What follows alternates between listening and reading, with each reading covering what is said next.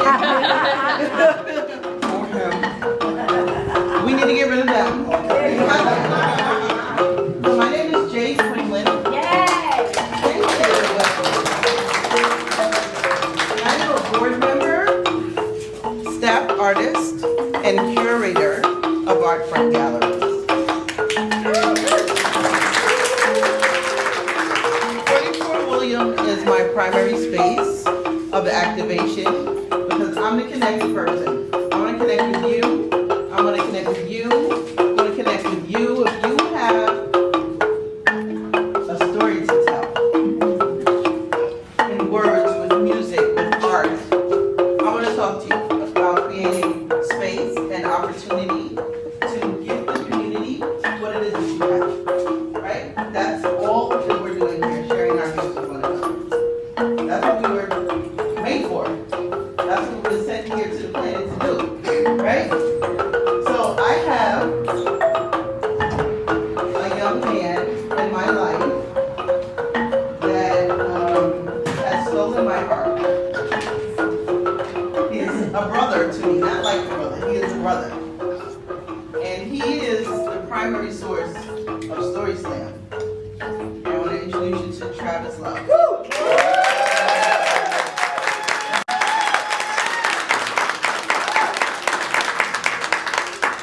Like his name, everything about him is a gift of love. Like he is love. So I want to invite you, even if you weren't someone that signed up, don't kill me, to allow yourself to be vulnerable,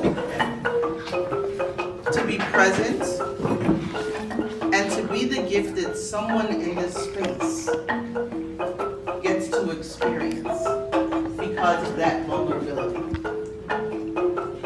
We always start by, sorry, hold on, I forgot something important. I need some water.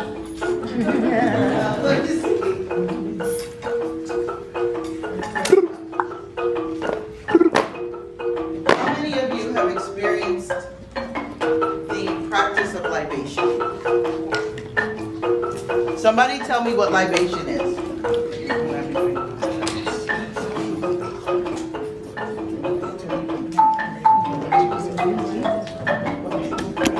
Can somebody tell me what libation is? Don't be shy, this is a vulnerable open space. Honoring the ancestors. Honoring the ancestors, what else? Pouring water onto the ground, maybe? Pouring water onto the ground to signify The history, the ancestors, the special day. all of that, right? So however it is that you make yourself present with the universe in your quiet time by yourself, I would love for you to do that right now. If it's close your eyes, lift your hands, bow your head, get on a knee, or just sit quiet. I want to say thank you to the ancestors. Our ancestors that traveled from the many places that they traveled from. Those that traveled against their will, and those that traveled utilizing their will. To the men and women that laid their lives down so that we might be in a space like this on a big open street with all the windows open for somebody to see us just as we are. Someone to hear us just as we are. To make plain their life so that we would be inspired to do the same with ours. Those that traveled from the north, the south, and the east,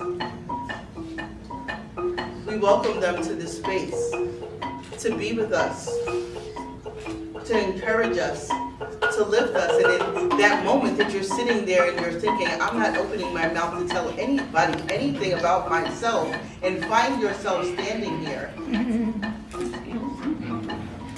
bless it. Vulnerability is a gift. Vulnerability is a gift. Vulnerability is a gift. So let's utilize it. Let's honor that space, that place in us, and let us be with one another. No bias, no shame, no shade, just us. Ashe. Ashe.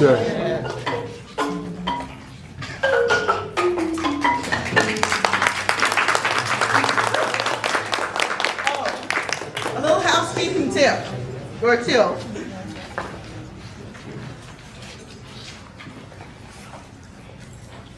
The bathroom with no S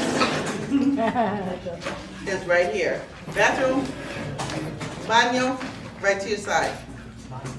If you feel like you need support due to anything that you hear, you see, or you experience, we are here for you. Yes. Okay. We're here for you. We're not going to leave you alone. If you would put your phones on silent and or vibrate. Pictures allowed? Video allowed? Pictures and video allowed, I know. You're like, well, if I'm going to take video and my phone's on silent, how's that going to work? No, let me stop. You can do, please just be mindful. I would say if you're going to record,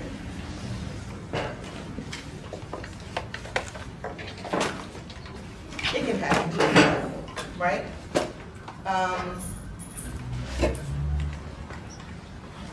We're going to be here for a little while, so you might want to walk outside.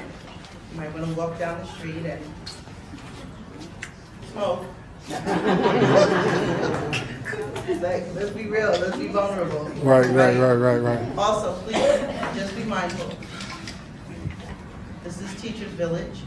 There are a lot of children in the area, so we always want to be mindful of those things, right? So without further ado,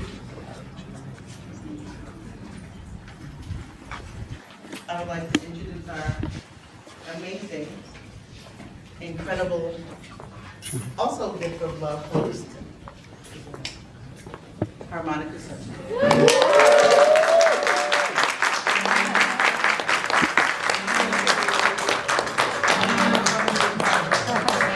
All right, hello everyone. Did you have a great day today? All right. Well, if not, we hope that tonight will make it better. We have a couple of presentations for our Story Slam. These stories will be about love, the good, the bad, and the ugly. I think we also will have time to open the floor if anyone else would like to share as well. Each presenter will get 5 minutes. 5 minutes. At the 4th minute, you will hear this. That lets you know that you have 1 minute left. So if you have to cut a chapter out, then do so, just so that we have enough time so everyone can present. Is that fine with you all? Yes. All right. And some people may be a little nervous getting up here and stuff like that. So when I introduce the people, make sure you show them some love. So let's practice that. Please welcome Travis.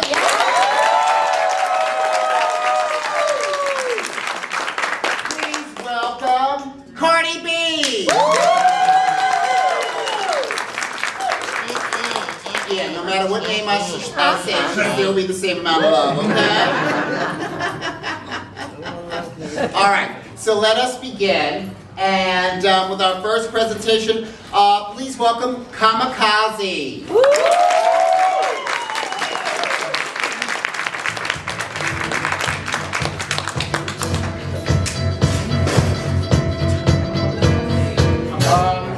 Hello everyone, I'm Kamikaze. Hello. Thank you Travis for having me. I really did not know the full scale of what the Story Slam was about, but you know, things happen for a reason, because I just had a preconceived notion of what I was going to do, and when I spoke to Travis when I came, it totally shifted my mind, but it had me kind of face something that I didn't want to really face. So I wrote a book called Poetic Whispers of Reality. It has, thank you. Thank you. It's about a book of 120 poems I wrote while I was incarcerated. And I really spoke my truth in the book. And one of the things I spoke about was a very tumultuous relationship that I went through. And I wrote the poem and never read it. And when I went through the poems and I passed it, I kind of felt like it was time because, the subject matter tonight is about love. And, just to hear someone else's story can help someone else, all right? So, my poem is called True Story. And as I said, it talks about and highlights an actual relationship that I endured. Okay. So the poem is called True Story. This is a true story, even though it rhymes. This shit basically really fucks me up every time. To know that I stayed in a relationship when I knew it was done, so I hope my heartbreaking testimony will help someone. Help someone. 5 years of my life, and there's no way I could replace it. I thought we had everything. I thought we were right. I thought we had good money flow. I thought we had a nice place to live. And we had sex almost every night. I exposed him to things that he never seen. I took him places that he never been. I even upgraded his swag from a 5 to a 10. But in the end, who knew all the fucked up shit that he was about to do? I even bought a ring to show my devotion. I proposed to him on a ship in the middle of the ocean. Now, I ain't gonna lie, we did play with others, but on our terms, the way we want it, under our covers. I enjoyed it, and plus, I felt like there was no reason to cheat. But the threesomes turned from once a month to once a week. No big deal, right? We was having fun. But things took a turn. I would get text messages and pictures from others asking me, is this your lover? I would get these messages like while I was at work and while he was supposedly with his mother. With my mother. At this point, I thought it was me. So I consistently asked him, was he happy with me? He would always say yes, but still be on those apps. I should have ended it there because I knew it was a wrap. But I stayed out of stupidity and called it love. And it didn't stop as I stayed there being consistently made a fool of. So come to find out, while I was working, he was fucking someone who lived in the building where we stay. What? He fucked him in the stairwell. He fucked him in our bed where we lay. He fucked him all the time, almost every day. So again, I asked him if there was any more that I can do. He said no. But right then, it clicked. It wasn't me. He just wanted to be a fucking hoe. That part. And at this point, I was just fucking done. It's over. That's what I told him.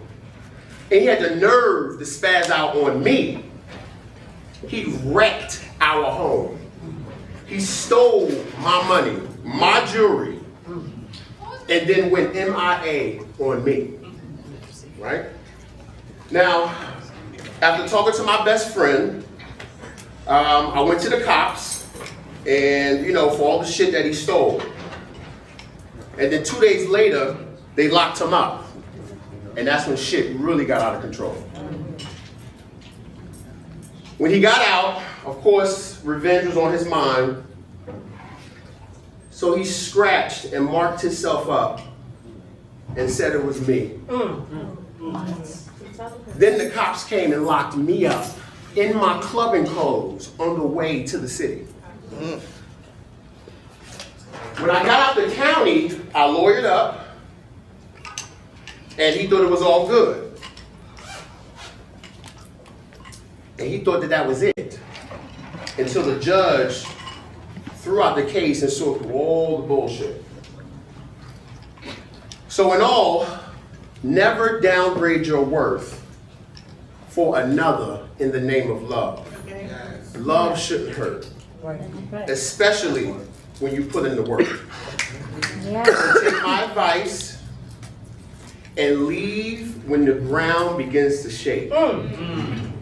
You will save yourself time, tears, and a lot of heartache.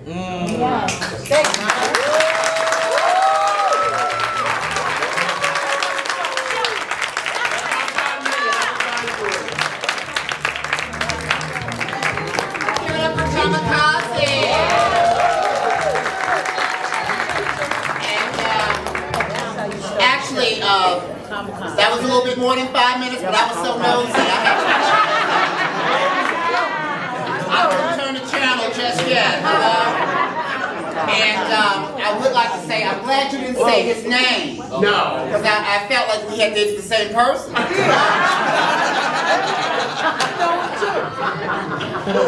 Y'all all right? Yes. All right, y'all getting the flow of the night? Yes. Okay, awesome, awesome. And maybe somebody else will be inspired to tell their story, you know? And I personally have a story as well, too. And, you know, Kamikaze inspired me. It goes like this. Once upon a time, not long ago.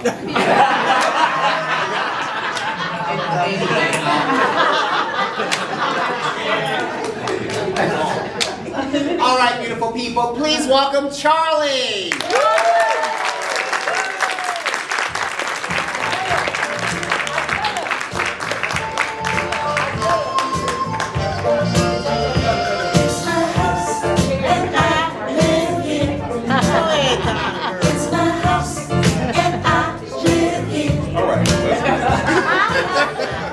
All right, my name is Charlie. I'm nervous, so forgive me. Loosen up, loosen up. I'm going to confess to y'all more than tell you a love story. My confession is that I've never been in love. I'm from a generation, which I'm not going to tell you the age, but my birthday is coming up Monday. I'm from this generation that the cable went off and the television went off at 12 midnight, and it went off with the Star Spangled Banner, with a little notice, do you know where your children are? Yeah. Like that type of age. I grew up in a house that I didn't have many examples of a good relationship or bad relationship. It doesn't matter whether you're gay or straight. I didn't have examples of people picking good selections. Let's just say that. Doesn't matter what nationality they were. I had a stepfather that, let's just say he wasn't very kind to me in my growing up, and I went to college to get away from the situation that I had at home, not to get an education. I went away to college just to get away. When my family started to get sick one by one and start to demise and pass away, I ended up coming back to New Jersey, which I never wanted to do. I met somebody after my aunt found me with a man and kicked me out. And so I was kind of in a homeless state. I consider it fake homeless because I never really slept on the street. I had a car, I had a job, I was doing me, you know, but I didn't have a place to live. I met a guy who seemed familiar. The familiar things about him is what I want to talk about today. All right, sometimes when you meet somebody and you say, oh, we have this in common, we have that in common, just because you have traumas in common doesn't mean that y'all are matched. Say it. He was an alcoholic. And again, growing up, my stepfather was an alcoholic. even though all the other bad things that happen, I didn't see the alcoholism as a problem. So I didn't recognize this alcoholism in a person that I was trying to date. Also, the things that he went through, the abuse or whatever, yeah, we had things in common. I'm thinking, oh yeah, and then you get those zodiac signs that say, oh, y'all are paired together, y'all work out. Not true. He started off being everything that I needed, not everything that I wanted, just everything that I needed. And things progress, we grew together. The problem is when you get help for your traumas and you get help for your things that you're going through and the other person doesn't, you tend to grow apart. And they're stuck in a trauma and you're growing past that and healing. If they don't want to heal and they use substances like alcohol or drugs or whatever, they're stuck there and you go to another place. After a certain amount of time, I'm a Cancer. If y'all don't know that, this is Cancer season. We are loyal. Yes, we are. We are loyal to a fault. So I stayed with him thinking it would get better, thinking I could make things better, thinking that it would be better. We had an opportunity to have a child, to bring a child in the world. And I thought, oh my God, that's a moment to change somebody. A child would change anybody. The child changed me, it didn't change him. I ended up caring for the child, I ended up doing everything for the child. Long story short, she just graduated from college, debt-free. And he's still stuck in this alcoholic phase of life. So bringing up fast forward, I thought that things could change somebody. Like if you bring a child in the world and they see the child and you know, oh my God, look up daddy, whatever, that makes you want to be a better person. It makes you want to be a better person. I thought I could make them a better person. I thought time would, if I did this better, if I did that better. I didn't even know what narcissistic behavior was. But I found out that later on, you know, things were he was so narcissistic. All right, in 2009, I finally had enough. My birthday was coming. It's this Monday, July 1st. He didn't acknowledge my birthday at all. I thought we had an argument. I thought it was just going to be, wait till 12 midnight and then say something or, whatever. He went through the day talking to me. He didn't say a word about no happy birthday, no cake, no nothing, no balloons. 12 o'clock came and I'm like, okay, well, I know he's going to do it. Nothing. Dust. Even though I wasn't in love, I was heartbroken. Like, this is a big moment. This was a milestone. And everybody else, it's not like he didn't know. My daughter said it. Everybody said it. But he did not acknowledge it. After that, we argued again and made love. That was the best sex I ever had in my life. I don't know why. I want to share this story. Sorry. Coming up, they say, oh, special girls don't go to school. Special girls don't go to work. You can't hang out with females because you're not a female. You can't hang out with the gay boys because you're not a gay boy. You can't hang out with the trannies because you're not in the hotel rooms. So then what do? You just go to school. You or I, using I statements, I went to school. I went to work. They say go to the community events or whatever, learn about your people, learn how to date, learn how to communicate. So I do that. In doing that, I've learned that I'm not looking for acceptance, I'm looking for acknowledgement. Yes. So I'm a firm believer of right letter, wrong word. Now, while walking my alternative path in a normal setting, the normals will force me to be an educator on a subject that I'm not really familiar with, which is myself. While dating the general individuals, I've learned that they only are looking for things to help them feel better because they're learning how to be themselves. So I had to learn how to remove labels from myself and learn that I'm not a top or bottom. I'm fully functional. I am not a tranny. I'm a lady. Okay? My name is my pronoun. So it does not matter if it's she, her, or hers. It's Beverly. Okay? And when I talk to my gentlemen, I tell them, you know, what you do behind closed doors and what you do on your personal time is not who you are. Those are things that you enjoy. And you should not internalize that. And you should not internalize labels. If you believe that you are a sexually fluid man, be that.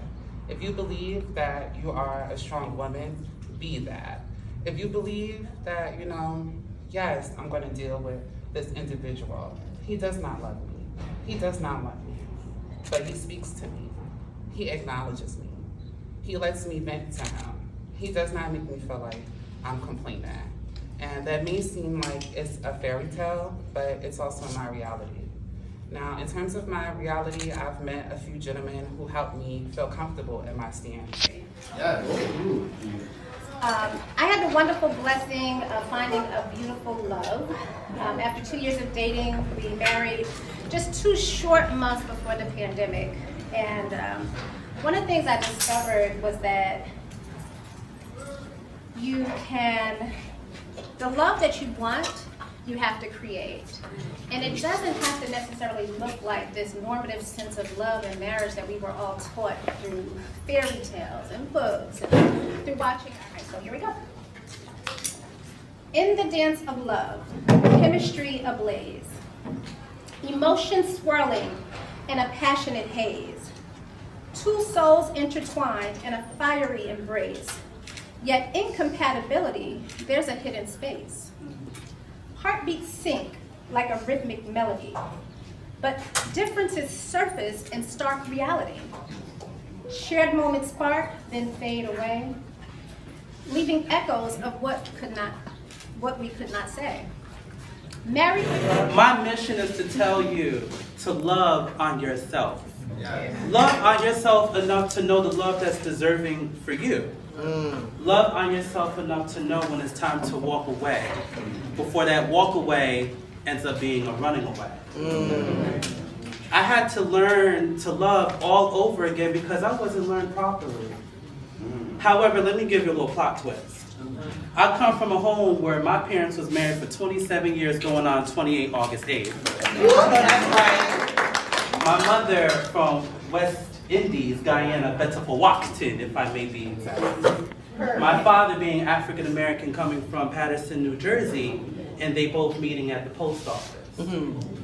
Let's just say my father was my mom's postman. And after the doctors told my mom, you won't be able to have no kids, so I think you should adopt, there came me.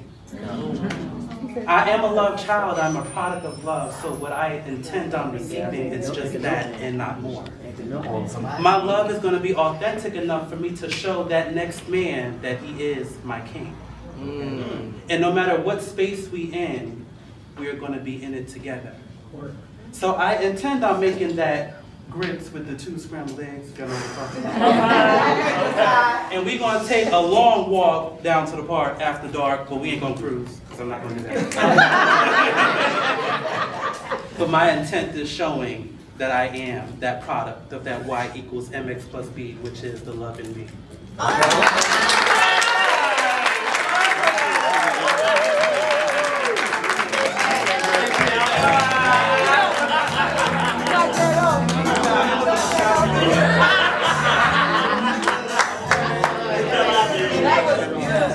All right,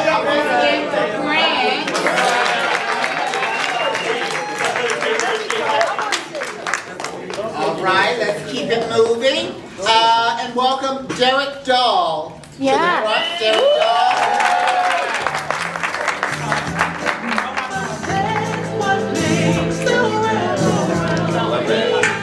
All right, y'all, I'm different. Can you all hear me? Yes. Fine. Do you mind if I sit? I'm not a stand-up kind of guy. And this makes it more personal too, maybe to see everybody's eyes. So I am Prince Derek Dahl. That is my performance name. For those of you who don't know, I am a recording artist. I'm a media and television personality. But in this setting, I'm just Alonzo, right? I've been in Newark since 2014. This year makes 2013. So this makes my 11th year living in this city. And I always tell people that I was born in Louisiana, was raised there, but I became a man in Newark. Right. And part of that is because of the community I found here. We love you. I love you back. I tell people all the time that I live here, I work here, I play here, I've loved here, and I've lost here. And so tonight, he asked about sharing a story about love. I can honestly say that I met my soulmate in Newark, and love saved my life. Yeah. But it wasn't in the way that typical fairy tales work, where it ends with this beautiful wedding and they live happily ever after because of some romantic thing. I found my soulmate in a friend who poured into me in ways that I didn't even know I needed to pour into me. Literally redefined what love was for me and what my expectation of love was to look like from other people. For those of you who've known me for a while, you may remember around 2017, 2018, I was very heavy into my social justice brand, Unknown Negro. It started after the death of Eric Garner, and because of where I worked, I wasn't really allowed to talk about social issues in my position. So I created this silent protest image that started off as buttons. And I would give them away at local events. And then people started giving me $5 for a button, $7 for a button, started asking for shirts. And my brand really started growing from there, where you don't have to say a word, but you see that Unknown Negro logo, you know what time we're on, right? 2016, my life took a turn that I wasn't expecting. I found myself homeless in New York while working. I had to experience the shelter system here. I had to rely on social programs that I advocated for. And in the process of that, I met so many wonderful people and got to hear so many stories of people who may have been perpetually in this space based off of who they were, who they loved, lack of advancement.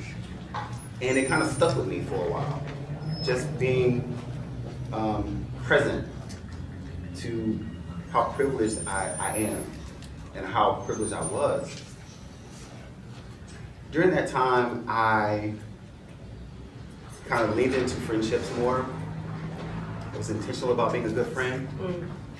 I think when you get past 25, you start looking at people like, okay, well, it's got to be more than us just going to the club together. Like, there's got to be something else. I've got to be able to cry with you. Or I've got to be able to just sit with you and say nothing, and we're grounding together. And I found that in Tangelo Pando. If anyone knew him, Tangelo's probably like this tall. He's like a miniature action figure of like Prince if he was from some tribe in Africa. And he was always ready to start some shit about something, right? And I love that. I love that for him. And I remember as I was coming out of my own situation, and I got my own apartment, working, it was good. I was focused on my brand. I remember seeing a post of his. He had just had surgery for something, and none of his friends had answered the phone, right, for something. And I just called him. I was like, yeah, I just saw your post. What's going on with you? He said, oh yeah, I just had surgery, and I'm on the second floor, and I can't get down to get food from Uber Eats. And none of my friends have answered the phone. And I was like, well, are you sure they're your friends? And from there, I was like, well, I'm gonna go shop right. Let me know what you need, and I'll bring some stuff to you. So I made a care package for him. And from there, our friendship kind of deepened because it's like, well, how do you show up for people? That was what I was like, how do you show up for people in community? And time goes on, and we start collaborating on projects. And he had this idea that he wanted to create a hub for artists in the city of Newark where they could have access to space. His father is the realty king here. Melvin, if you know Melvin, he has access to properties. And Tanzo's intention was to activate those spaces for local artists and local LGBTQ people to give them a safe space to showcase their art and to tell their stories. And I'm pretty sure he envisioned something like this being a recurring event. We talked about it. We talked about what we wanted to see our Pride Festival look like, how we wanted to be represented. We talked about art walks and Halloween parties, and eventually we talked about romances, our experiences in love, and what our experiences are like being friends with people in love. Because it's different. When you're the single friend, relationships look a whole lot different. And so we were both navigating that space together. And around my 30th birthday, I kind of decided that I wanted to focus more on being normal. I felt like it was a lot of work being Prince Derek Bell. Like I'm sure Harmonica could tell you, it takes a lot of money to look this cheap. And I had kind of prepared an announcement at my birthday that I was retiring from entertainment media, public performances, and I just wanted to focus on working a job, saving my money, buying a house, get married, get a dog, and do all the things that normal people do. So I thought. And that was the first time I ever had a fight with my friend about me. My friend actually fought me for me. And maybe 3 conversations of, you're not getting off that stage. You got to get back on stage. I was literally done. I was giving my wigs away. All my glitter shirts were donated. Like I was literally removing myself from my art, my passion, the things that made me feel good about myself. I was divorcing those things. And he literally forced me to take a gig at NJPAC where I would be hosting an open mic. It's the first open mic. I'm like, okay, well, I've done that before. He said, oh, and you need to perform your music too. And I was like, oh my God, like you asking for a lot. They ain't paying for all of that. And he's like, it's not about what they're paying you for. You need to do it. You need to do it. We need you to do it. I want to see you up there so you can remember who you are. And for me, I'm just like, you're trying to bully me into doing something I want to do, but I'll suffice. Took the gig, we did it, and that night there was a guy that's from Newark, he's a rapper, and he got on stage and said, I've lived in Newark all my life, and I would never thought I would be able to perform at NJPAC. And I wouldn't have been on this stage if I not been invited by you. So thank you for inviting me. And I was thinking to myself in terms of like, see what I'm talking about? I was like, oh, it's like you're required to be in that space, to utilize those gifts, to be creative. That's part of who you are. That's part of your purpose. You can't not do it. I listened to him. And from there, we were co-pilots. People saw us together all the time. We were always working on something. Like, we had a plan for everything.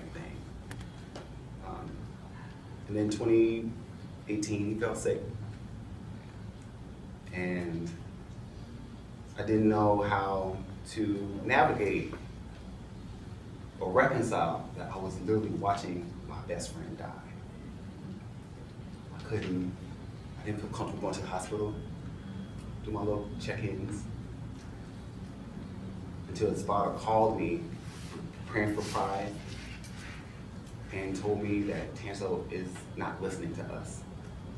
I said, what does that mean? He said, he's not listening to us. I need you to trust me. By that time, he had lost his sight. It wasn't audible, but he could still hear.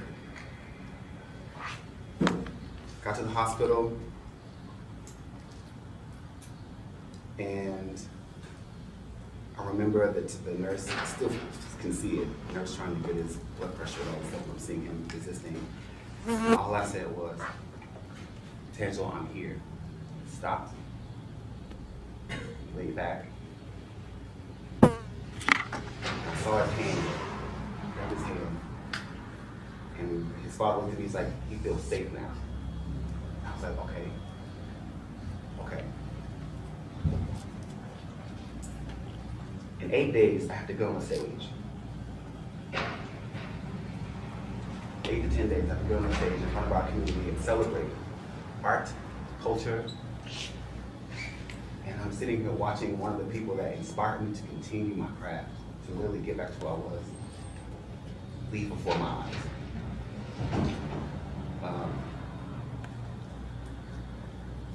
And I remember literally sitting there for a moment, it was dead silence. I was like, I love this man. I don't know if I've ever, as a friend, told a friend that I love you. And it tore me up. Because at this point, you can't say it back, but you always showed me, right? It's like, I love you. And I know that, whatever happens from this, it's gonna be good. And it'll be by design. July 3rd, 2018, we departed. And I had a very, very rough and dark 7 months after that, to the point where I didn't even leave my house. I didn't cut my lights on. I was eating Papa John's, or ordering Papa John's twice a week. I didn't feel creative. I hid away any and everything that reminded me of him. I had to clean out his apartment. It was just, I didn't feel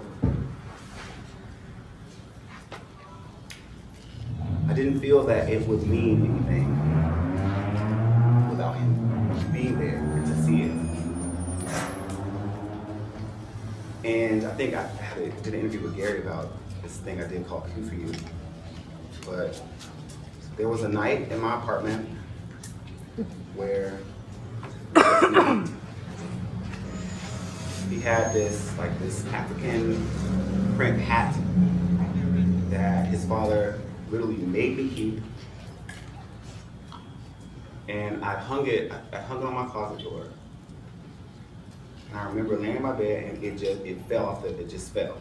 It never fell before, it just fell. So I went, I picked it up, put it back, I got in my bed, fell again. This time I'm sitting up like, oh, because I have indigenous roots, I'm listening. I'm present, and there's a message here. What do you want from me? In the darkness, I said a prayer, and my prayer turned into art. I worked on this project called Rebirth in Progress. It's literally just me in the dark, music and words. I showed it to Melvin, and he said,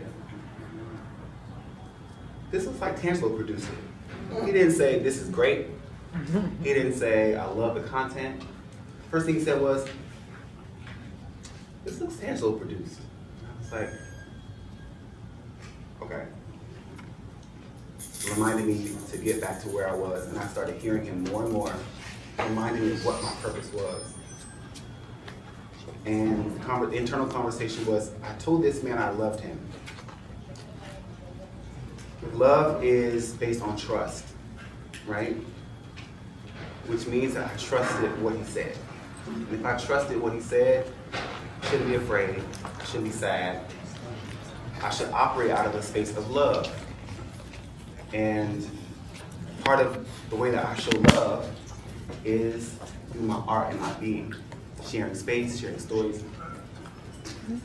And it literally forced me out of my apartment. It forced me out of my apartment back into a space of performing, engaging with people, talking with people, focusing on the issues that we're remembering the conversations that I've had with this man till 5 o'clock in the morning. And 6 years later, I see myself still doing and carrying on part of the legacy that we continue on building. And I have to think, as we get closer, I know it's happening next week, like every year I get this tightness. So I have to remember what it was like to hold someone's hand as they transition to the other side. That I found my soulmate. I know what it felt like to have someone see you, or to see me, to understand me, to encourage me, to love on me in a way that wasn't sexual. It wasn't because they wanted or needed anything from me. It was because they really wanted to see me win and see me grow. And it taught me how to love other people better. So, in closing. Oh, baby. You had to give him the hook.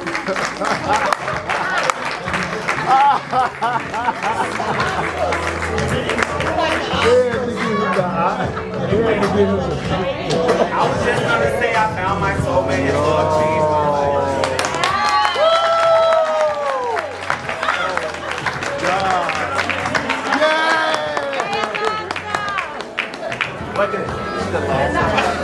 Oh my God. They gave him the music. Oh God. Give it up for Derek Dahl once again. Derek came in a little late, so I don't think he understand the assignment. Right, yeah.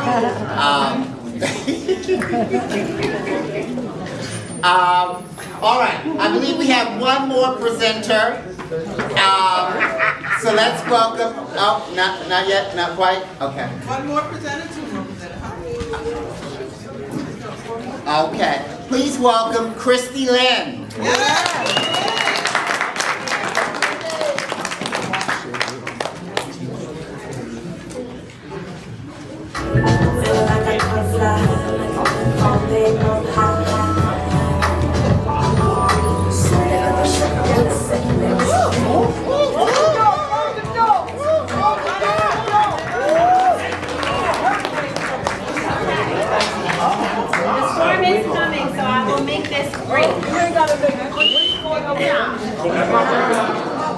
I'm happy to be here with you all. I hope you're enjoying yourselves. I have something short that I was inspired to share. So here we go. Shattered. Each time I enter your space, there's a sliver of glass left from the last time you slammed the door in my face. It cuts me, but I ignore. Pain is pleasure, always seeking more, hoping you want more than to just on a random couch in a random car when it's convenient for you. So good at pretending like you missed me, like you want to know, like you want to go deeper, all for some of my, why mine? Why do all that for me, to me, when you know it's so much more for me? More. I want more than just some of you. Some of your filling me up with life and empty promises. As I stumble my way back to the door, shattered. Wow. Thank you.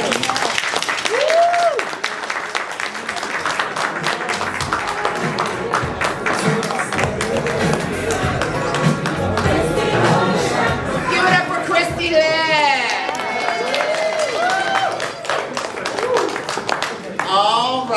I believe we have one more presenter, and let's welcome Zaire.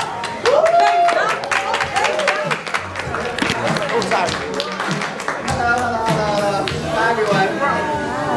I'm Zaire Cofield, and I just want to share my gratitude with you guys to just to the event creators, Travis in particular, because I just met him, and I just wanted to share a little bit about myself. I'm Zaire Cofield. I'm 25. I'm from Clayton, New Jersey. My life so far has been pretty fine, pretty decent. I can't complain. I'm grateful. I'm an advocate for the community. I love this space. I've been in a lot of programs in my hometown, like with God's Club, with the community in the medical field. So I did a program recently. Well, not recently, a couple years back, called Stand and Deliver. So I just wanted to see if I could implement it, if it actually had an effect on me, or if I can actually stand and deliver. So I'm a little nervous, but I just want to show my thanks for this space, because I don't think you guys would have inspired me enough to come up here and just vocalize and share my story. So with that, I just say thank you to you beautiful people for being here, and I appreciate that.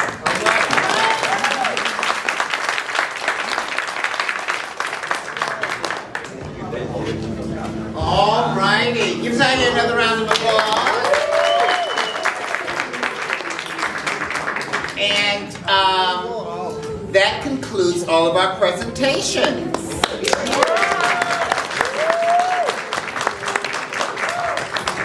Travis, would you like to come back up? Yes.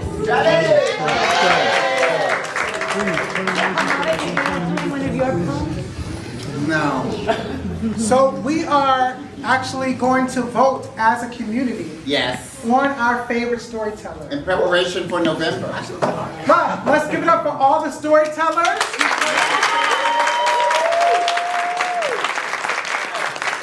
We are so very grateful for your courage, for your honesty, and for your beauty.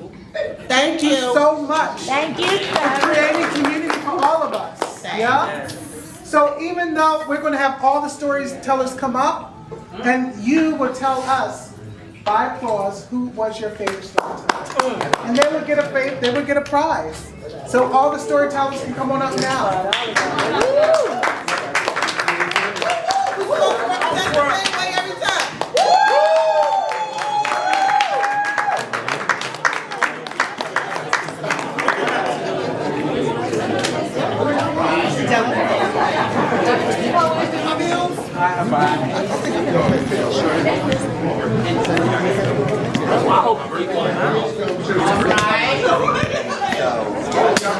This is my birthday. We share the same birthday. Who birthday you on first? I'm the 7th. All right, Leo, We got Aquarius in the building. We have Aquarius. Right. Hey. Ain't no Capricorn.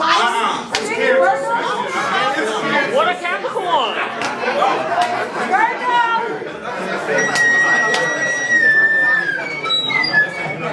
Y'all alright? Let's go. Oh, time So before we do the voting, we're going to have a couple of words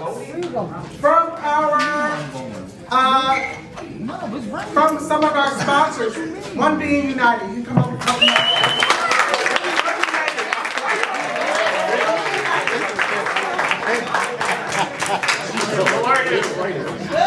I'm a rep supervisor here in Newark for United, and I'm joined by Joe, one of our flight attendants. She lives in Houston, but she knows that Newark is the place to be. So that's what she's here. But no, I can't say that United, these stories here really speak to what United stands for its employees, for our passengers, and for the communities we serve. Connecting people, uniting the world inside of all of our planes. Right into the flight deck, outside the aircraft, you'll see it on the below the window. And in our communities, we try to source from local businesses. Here in Newark, we're using, we look at the name. I got all the prepared remarks, but you guys winged it, so I can keep it. But here in Newark, at our United Club, we're using whiskey sourced from Uncle Nearest.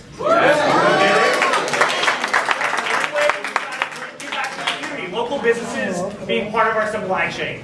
And additionally, we try to strive for minority-owned businesses. And that's not just here in Newark, that's throughout the globe. So our partner, we just switched our paper products, ink, that kind of stuff from Staples to a Black-owned business. Thinking about traveling, fly on United, because we want to connect with our community. We want people to connect with those that mean something to them, whether it's business, pleasure, just being here. United is one of New Jersey's largest employers. I'm a career change. I worked for Roy Johnson Barnabas Health for years as a paramedic. Now I'm at United, the best decision I made. And our business resource groups, Beacon for Black enterprise professionals, Equal, which is our LGBTQIA+ business resource group. We just launched a Asian Pacific Islander group at Newark. That's what's up. So we all have something to give to our communities, and United wants to give back to all of us. So if you're looking for a job, come on down to United. I know that's right. If you're looking to fly, make sure you fly United. If you're in the airport, maybe you'll see me. If you're on the plane, maybe you'll see Joe. But I can't say enough good things about Credentials North Shore Festival, and I'm glad United could be a partner to it. And it's not just me, I know it's our entire system across the globe. All of our 7 hubs and our regional line stations here in the United States, as well as our large stations, Honolulu, London, Sao Paulo. Across the world, this is what we do. We get down in the community to try and make things better for everyone. Thank you.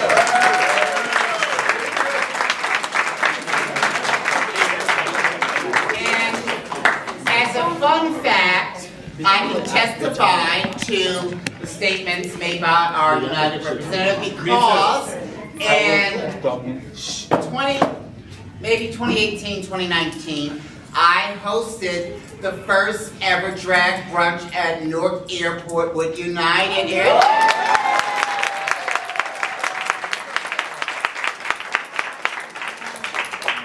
All right, so does North Shore want to say something? Are we ready to vote? Yeah. Wait, we're gonna vote like where they're gonna know who's voting. Can they like go behind the wall? No, we do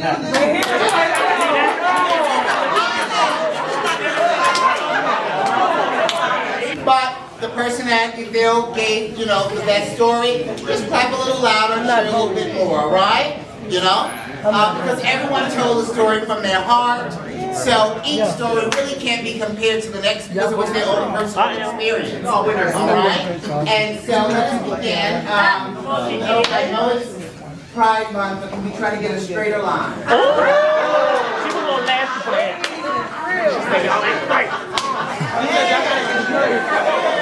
If y'all know what ain't nothing about me in the world. So, representatives from Price Waterhouse will be on hand to Is it Christy Lynn? Is it Brent?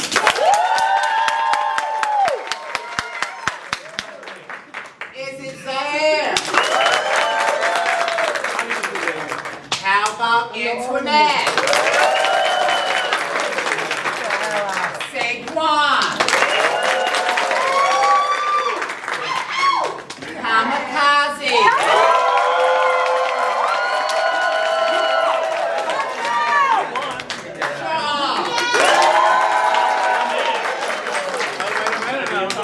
Stella?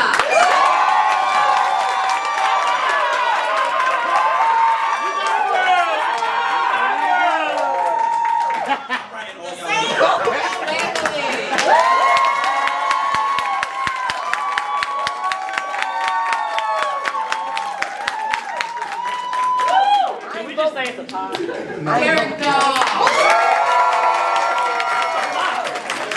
That's hard. Everyone's a winner. With great power comes great responsibility. I only have one picture in my hand. I'm sorry. Wait a minute. All right. Kamikaze, please step forward.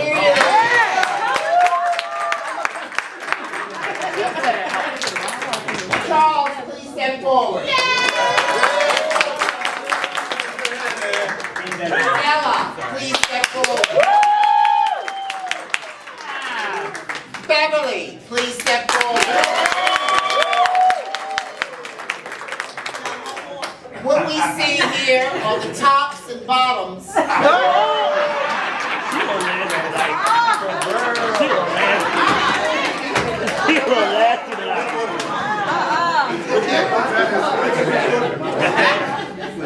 All right, so these are our top contenders, all right? So, Travis, do you want to, what do you want to do? Do you want to break it down? Sure. Can we sit down? Yeah, can we sit down?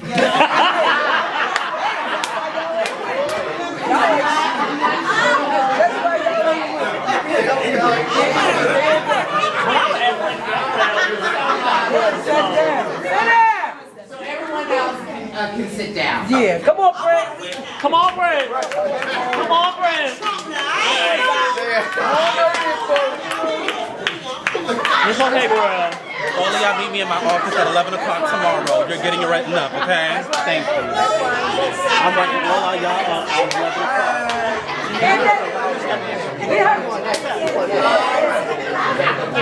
Here we go. I didn't book it.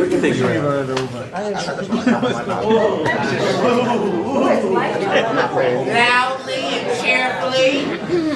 Is it kamikaze?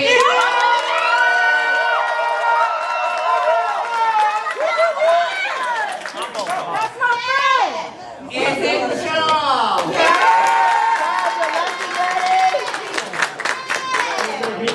Is it Della?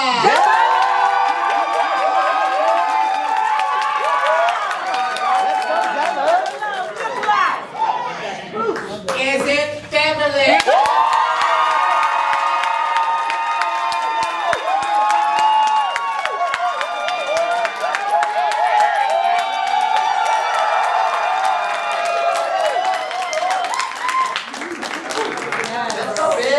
All right, that was very close.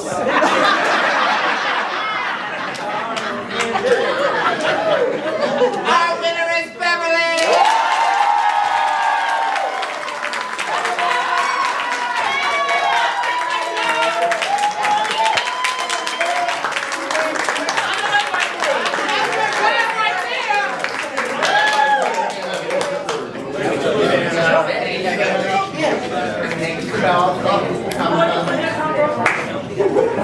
Thank you, everybody.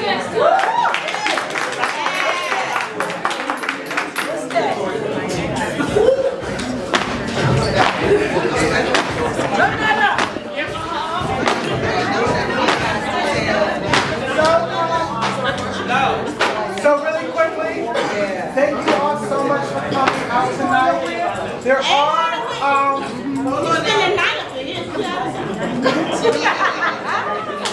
we do have some time. We really want you to be able to mingle with one another. We're really intentional about creating community, and we know that can only happen if we rub elbows with each other and get to know each other. And like you said, be intentional about opening our hearts. There are a couple of other awards that we would like to give out. There is the Love is Love Award, and that goes out to Kamikaze so he can continue.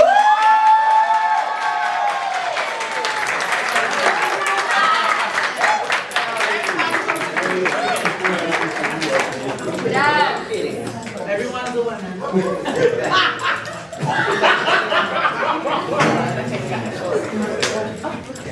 And here is the Let Your Light Shine Award that goes to Prince.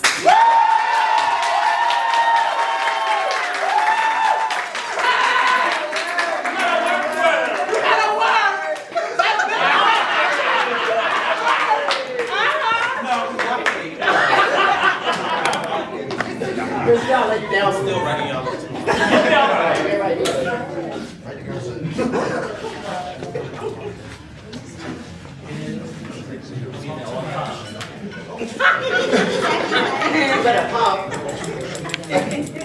Here's the Preservation Award that goes out to Charles.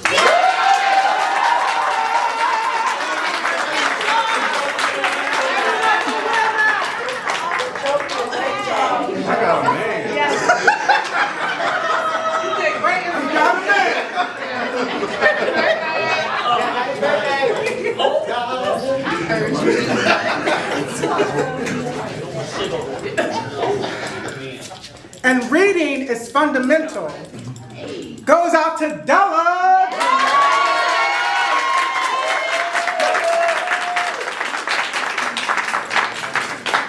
Della, you ate that up, Della, period.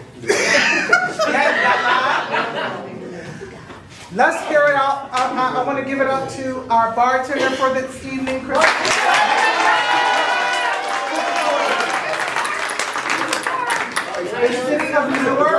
The city of Newark actually provided the food for today.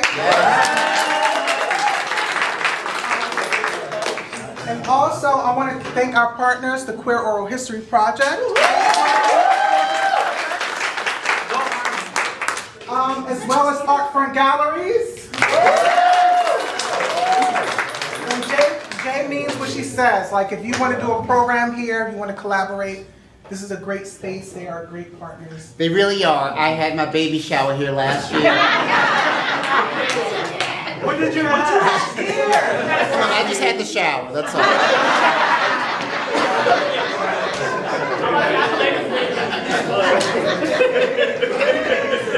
And last but not least, let's just hear a couple of words from our North Shore sponsors. So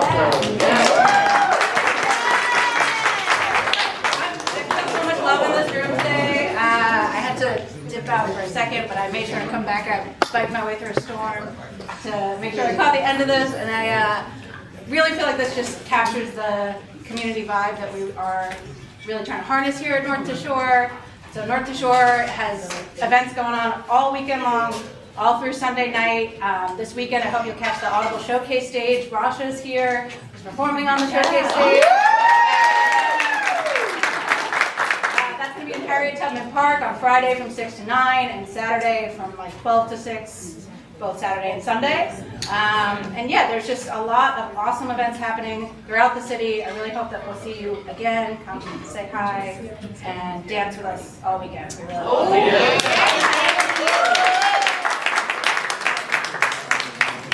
If anything you want to leave today is that your story is important. Your story is valuable. Your stories are valid. And our community is worthy of love. Yes. Okay? So please, enjoy the rest of your night. Thank you Wait a so minute much. before you get up. None of this would have come to fruition if it had not been for your brilliant mind.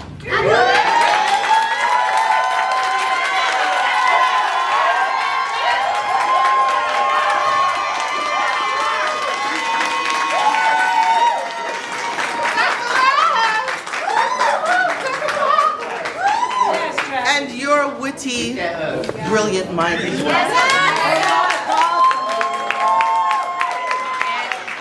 And on that note, I would like to add that we are out of chicken empanadas, but there are 3 beef left. Enjoy.